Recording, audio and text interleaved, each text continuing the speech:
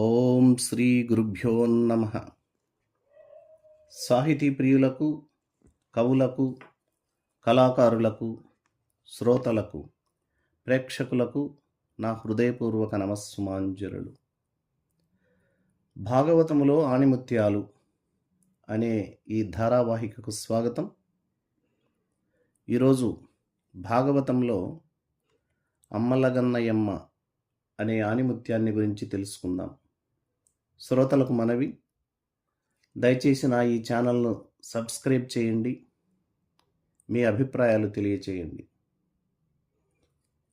ఇక పద్యం చదువుకుందామా మరి.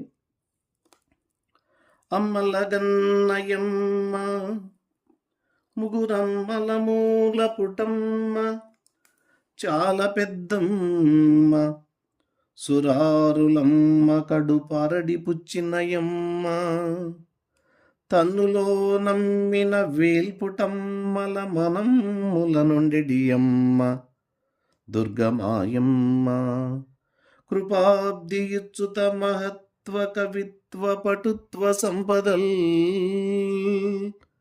కృపాబ్దియుచ్యుత మహత్వ కవిత్వ పటుత్వ సంపదల్.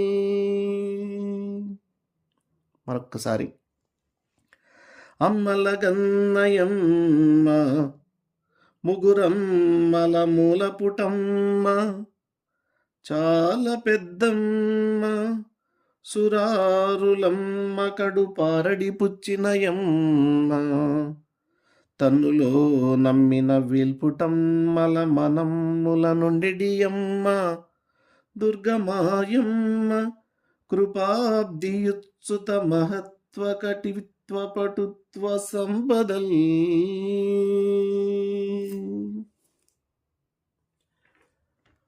సహజ పండితుడు పోతనామాత్యుల వారు భాగవతం రచించే ముందు అవతారికలో ఇష్టదేవతా స్తుతి అంటే ఇష్టదేవతలందరినీ ప్రార్థిస్తూ ఉన్నాడు. అందులో భాగంగా దుర్గా భవానీ మాతను కూడా ప్రార్థన చేస్తూ చెప్పినటువంటి పద్యమే ఈ ఆణిముత్యం.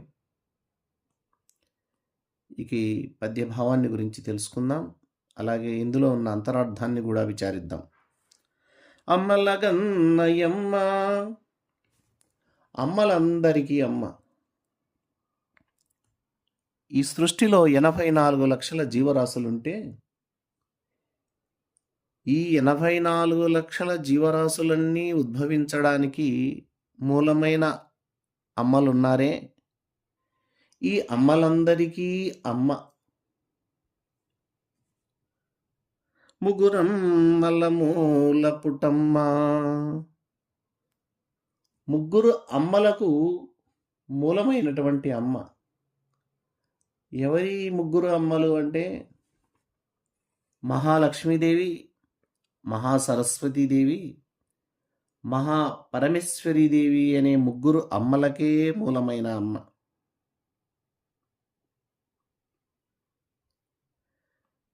సృష్టికి పూర్వము అర్ధనారీశ్వరి ఉద్భవించి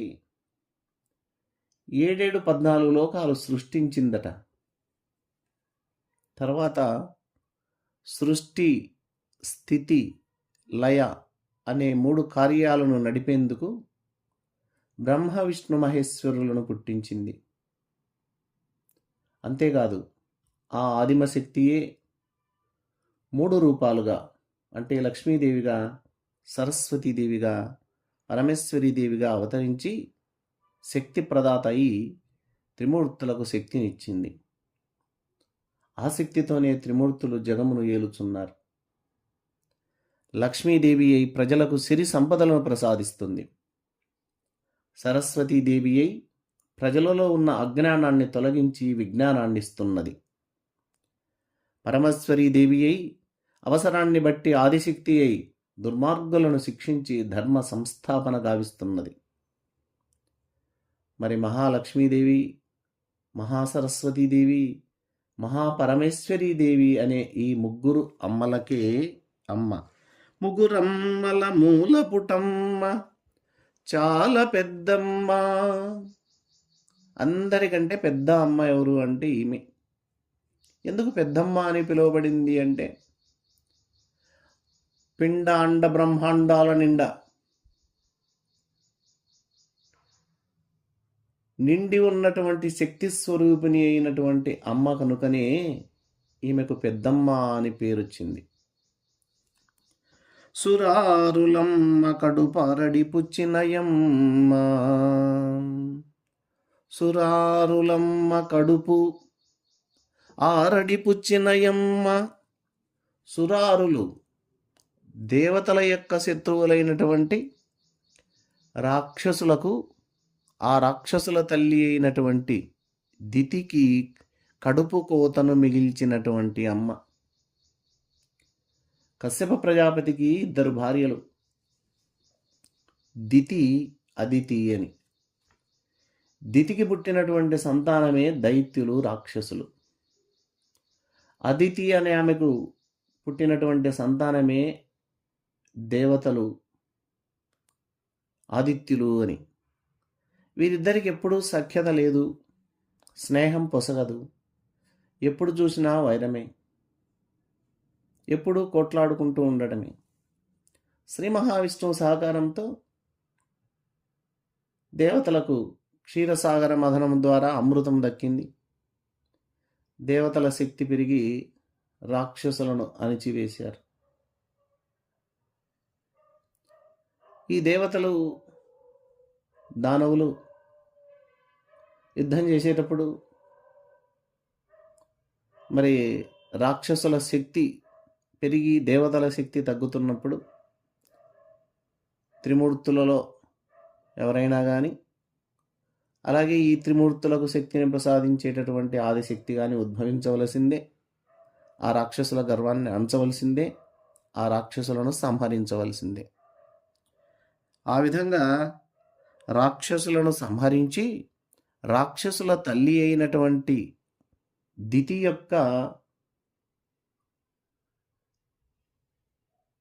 యొక్క పుత్ర శోకాన్ని కలిగించినటువంటిది. అంటే ఆ దితికి పుత్రశోకాన్ని మిగిల్చినటువంటి అమ్మ. అంటే రాక్షసుల బాధను అణిచింది, దేవతలు హాయిగా జీవించగలిగారు. ఇందులో అంతరార్థం ఏంటంటే, మనలో కూడా రాక్షస గుణాలు ఉంటే, దైవగుణాలు వాటి ముందు తగ్గిపోతూ ఉంటే, దైవగుణాలు పెరగాలి, రాక్షస గుణాలు తగ్గాలి అంటే మనం ఆ అమ్మవారిని ప్రార్థిస్తే ఆ అమ్మవారు మనలో ఉన్నటువంటి రాక్షసత్వాన్ని తొలగించి దైవత్వాన్ని వెలికితీస్తుంది అని కూడా దీన్ని అర్థం చేసుకోవచ్చు. తర్వాత, తన్నులో నమ్మిన వేల్పుటమ్మల మనమ్ముల నుండెడి అమ్మ. తనను లోపల ఎవరైతే నమ్ముకొని ఉన్నారో, మనస్సులో ఎవరైతే ఈ అమ్మవారిని ప్రార్థిస్తున్నారో, అమ్మవారిని పరమగతిగా శరణాగతిని పొందుతున్నారో, అలాంటి వాళ్ళు వేల్పుటమ్మలు. వేల్పులు అంటే దేవతలు, దేవతల యొక్క తల్లులైనటువంటి వాళ్ళంతా కూడా ఈ అమ్మవారిని మనస్సులో కొలుస్తూ ఉన్నారు. అష్టమాతృకలు అని 8 మంది అమ్మవారు ఈ అమ్మవారిని నిరంతరం మనసులో స్తుతిస్తూ ఉంటారట.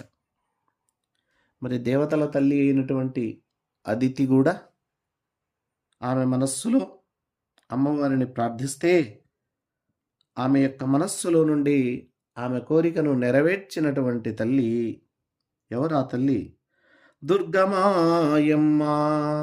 ఆ అమ్మ ఎవరో కాదు, దుర్గాభవాని, దుర్గామాత. ఆ దుర్గామాత కృపాబ్ధియుత్సుత మహత్వ కవిత్వ పటుత్వ సంపదల్. దుర్గాభవాని దయాపయోనిధి అయిన మా అమ్మ మహత్వమైన, పటుత్వమైన కవిత్వ సంపదను నాకు ఇవ్వాలి అని పోతన గారు ప్రార్థించారట. గొప్పగా మహత్తుగా ఉండేటట్లు కవిత్వాన్ని ప్రసాదించమని వేడుకున్నాడు. అంటే పోతన గారు రాసినటువంటి పద్యాలు, పోతన గారు రాసినటువంటి భాగవతము చదివేవారికి, వినేవారికి గొప్ప శక్తిని, గొప్ప బలాన్ని, గొప్ప మహత్యాన్ని ఇచ్చే విధంగా నాలో నుండి ఆ పలుకులను పలికించు తల్లి, మీ కరుణారసాన్ని నాపై చూపండి దయతో అని అమ్మవారిని ప్రార్థించడం జరిగిందట. శ్రీ మహావిష్ణువు యొక్క సహాయము చేత అమృతాన్ని త్రాగినటువంటి దేవతలు రాక్షసులను చంపివేయడం జరిగింది. ఆనాడు యుద్ధం చేస్తున్నటువంటి రాక్షసుడు రంభాసురుడు తనతోటి రాక్షసులంతా దేవతల చేతిలో మరణించగా ద్వేషం ఎక్కువై, రోషం ఎక్కువై పగబట్టి బ్రహ్మను గురించి తపస్సు చేశాడు. ఆ ఘోరమైనటువంటి తపస్సుకు బ్రహ్మదేవుడు ప్రత్యక్షమై, రంభాసురా, నీకేం వరం కావాలో కోరుకోమన్నాడు. అప్పుడు రంభాసురుడు, మహాత్మా బ్రహ్మదేవ, దేవతల చేత, దానవుల చేత, మానవుల చేతిలో చావురానటువంటి ఒక శక్తివంతుడైనటువంటి కుమారుణ్ణి ప్రసాదించు అని వరం అడిగాడు. తథాస్తు అని చెప్పాడు బ్రహ్మదేవుడు. అయితే బ్రహ్మగారు, ఓ రంభాసురా, ఈరోజు సూర్యాస్తమయంలోపు నీవు నీ భార్యతో కూడితే పుట్టేటటువంటి కుమారునికి ఈ శక్తి ఉంటుంది, ఆలస్యమైతే ఈ వరాలు పని చేయవు అని చెప్పి అంతర్ధానం చెందాడు బ్రహ్మదేవుడు. రంభాసురుడు వేగంగా పరుగున సూర్యాస్తమయంలోపే ఇంటికి చేరుకోవాలని నిశ్చయించుకొని వెళ్ళాడు. కానీ విధివశాత్తు వెళ్ళలేకపోయాడు. మార్గమధ్యంలోనే సూర్యాస్తమయం వేళ సమీపించసాగింది. రంభాసురుడు నిరాశ చెంది ఇంటికి వెళ్ళడం కుదరదని నిశ్చయించుకొని, మరి బ్రహ్మదేవుని వరాలు వ్యర్థం కాకూడదని నిర్ణయం తీసుకొని ఆ సమయంలో అక్కడున్న మైదానంలో పచ్చగడ్డి మేసే మహిషితో కలియడం జరిగింది. ఈ కలియిక వల్ల పుట్టినటువంటి కుమారునికి రాక్షసులంతా కలిసి మహిషాసురుడు అని నామకరణం చేశారు. వీడు బాల్యము నుండే గర్విష్టి, దురహంకారి, న్యాయాన్యాయాలు ఆలోచించలేనటువంటి వ్యక్తి. దానికి తోడు తండ్రి గారి యొక్క వరగర్వము చేత విర్రవీగిపోయాడు. అన్ని లోకాలను జయించడానికి పూనుకున్నాడు.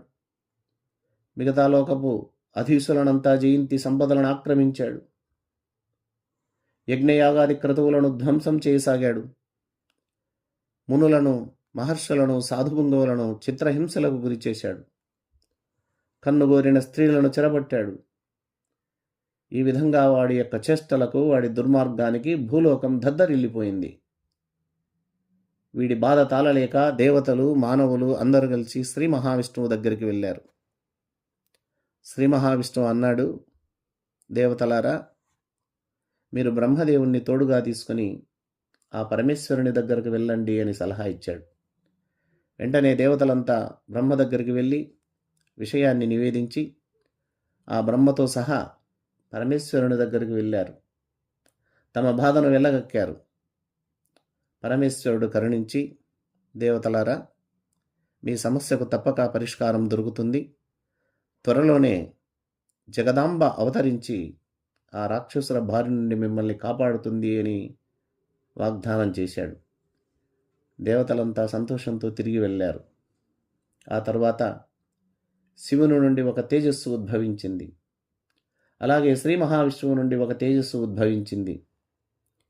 ఈ శివ తేజస్సు, ఈ విష్ణు తేజస్సు రెండూ కలిసి ఏకమై శక్తి రూపంగా మారి జగదాంబగా అవతరించింది. 12 శిరస్సుల కాళిక, 12 శిరస్సుల అంబభవాని కలిసి సింహవాహనమెక్కి చేతి యందు కత్తి, మరొక చేతి యందు ఖడ్గం, ఇంకొక చేతి యందు శూలం, ఒక చేతి యందు ఢమరుకం, ఇలా ఆయుధాలను ధరించి వచ్చింది. అమ్మవారు వస్తూ ఉంటే ఆమె కన్నులు ఎర్రబడ్డాయి. ఎర్రనైనటువంటి కళ్ళు, నిప్పులు వెదజల్లుచున్నట్లున్నాయి. పండ్లు పటపట కొరుకుతూ గజ్జల మోతతో, ఢమరుగ శబ్దాలతో, సింహపు అరుపులతో బయలుదేరింది. మెరుపులు, ఉరుములు, పిడుగులు పడ్డట్టయింది. ప్రకృతి అమ్మవారికి స్వాగతం పలికింది. సరాసరి అమ్మవారు మహిషాసురుని దగ్గరకు సమీపించింది. ఎప్పుడైతే అమ్మవారిని చూశాడో, ఆ ఆదిశక్తిని ఎప్పుడైతే చూశాడో, ఆ జగదంబను ఎప్పుడైతే చూశాడో, మహిషాసురుని ఒళ్ళులో వణుకు పుట్టింది. కాళ్ళు చేతులు గడగడ వణుకుతున్నాయి. శరీరం అంతా చెమటలు కక్కుతున్నాయి. నోటి వంట మాట రావటం లేదు. భయంతో వణికిపోతూ అమ్మ ముంగిట నిలబడ్డాడు. వెంటనే అమ్మవారు మహిషాసురుని గిరగిర త్రిప్పి నేలపై వేసి తన ఎడమ కాలితో అదిమి పట్టుకున్నది. ఊపిరాడక గిలగిల తన్నుకుంటున్నాడు మహిషాసురుడు. తన చేతిలో ఉన్నటువంటి శూలంతో ఆ రాక్షసుని గుండెల్లో కూర్చింది అమ్మవారు.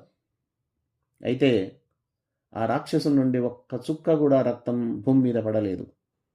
ఎందుకంటే బ్రహ్మదేవుడు వరం ఇచ్చినప్పుడు ఈ రాక్షసుని దేహం నుండి రక్తపు చుక్క కింద పడితే ఒక్క చుక్కకు 1000 మంది రాక్షసులు పుడతారు అని వరాన్ని బ్రహ్మదేవుడు అనుగ్రహించి ఉన్నాడు.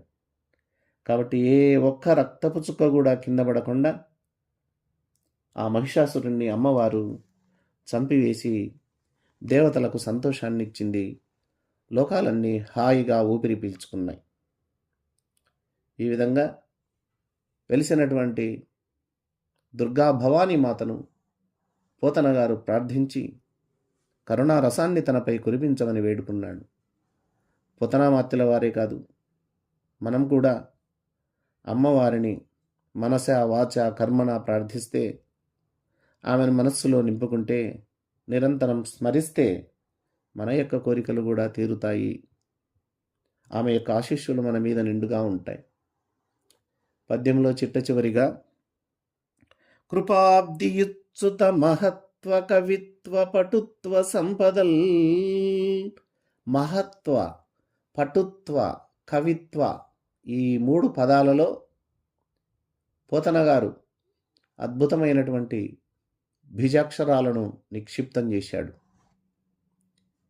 కాబట్టి చాలా శక్తి కలిగినటువంటి మంత్రరాజం ఈ పద్యం. ఎవరైనా సరే ఈ పద్యాన్ని ఎప్పుడైనా సరే చక్కగా పాడుకుంటూ ఉంటే అమ్మవారిని కీర్తించడమే కాదు, బీజాక్షరాలతో కూడినటువంటి మంత్రాన్ని కూడా అనుష్ఠానం చేసినటువంటి శక్తి లభిస్తుంది.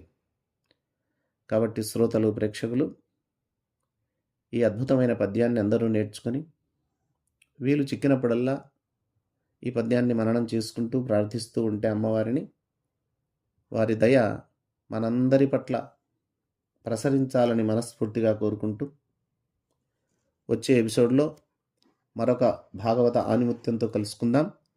అంతవరకు సెలవు. సర్వే జనా సుఖినో భవంతు. ఓం శాంతి శాంతి శాంతి. హరి ఓం తత్సత్.